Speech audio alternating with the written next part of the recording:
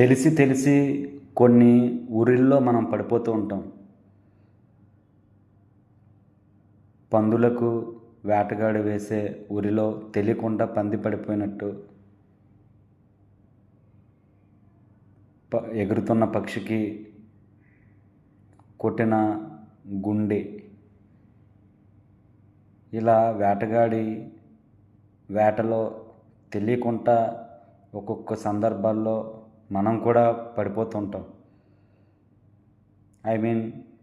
వేటగాడు అనగా దురాలోచనలు రేపేవాడు, అంటే చెడ్డ మనసును తీసుకొచ్చేవాడు, చెడ్డ ఆలోచనలు తీసుకొచ్చేవాడు, ఎదుటివాడిని చంపే అంత మనసును తీసుకొచ్చేవాడు.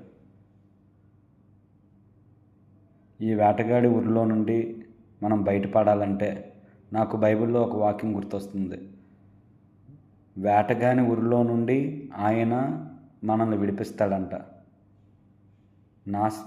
నాశనకరమైన తెగుల్లో నుంచి ఆయన మనల్ని రక్షిస్తాడంట.